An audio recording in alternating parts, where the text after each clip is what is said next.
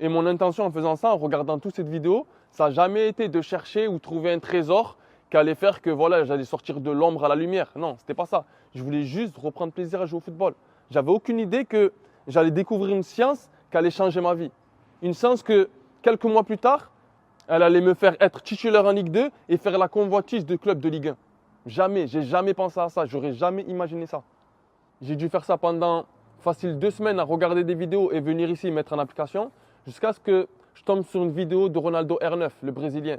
Une vidéo que j'avais trop aimé regarder. Et moi, je suis le genre de mec, quand j'aime une vidéo, je la regarde en boucle. Et en fait, le début de cette compil de vidéo de Ronaldo, il démarrait au ralenti. C'est une action du match Brésil-Écosse en Coupe du Monde 98. J'avais dû voir cette vidéo facile une dizaine de fois.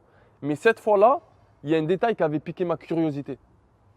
Ce détail-là, c'était que je ne comprenais pas comment ça se faisait qu'un des adversaires de Ronaldo, lorsque Ronaldo il conduisait le ballon il se retrouvait juste à côté d'un de ses pieds, le pied de l'adversaire, mais l'adversaire il n'arrivait pas à bouger son pied pour prendre le ballon ou le jeter. Et à cause de cette interrogation-là que j'avais eue, j'ai continué à regarder encore et encore ce début de vidéo pour essayer de comprendre. Essayer de comprendre comment ça se faisait que l'adversaire ne prenait pas le ballon avec ce pied-là, mais qu'il jetait son autre jambe pour essayer d'arrêter Ronaldo, alors qu'à l'origine, il aurait pu prendre le ballon plus tôt. Et au bout peut-être de 10 minutes d'observation, à regarder encore et encore, je me suis rendu compte d'une chose. Qu'en soi, c'est normal, mais je n'avais jamais réfléchi comme ça et jamais on m'en avait fait part.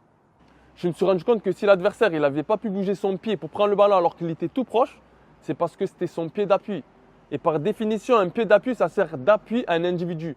Donc impossible de bouger ce pied-là si l'autre pied n'est pas stable, si l'autre pied n'est toujours pas en appui.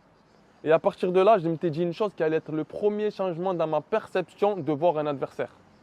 Je m'étais dit, je peux avoir un ou plusieurs adversaires qui sont en face de moi, mais de chaque adversaire, il n'y a qu'un seul pied qui pourra me prendre le ballon. L'autre pied, ça sera son pied d'appui, il ne pourra pas le bouger. Et tout est parti de là, de cette chose très simple, mais combien importante. Quand j'ai capté ça, je suis directement venu ici même, où il y avait les jeunes qui se trouvaient en train de jouer au ballon. Et quand j'avais le ballon, je regardais leurs appuis.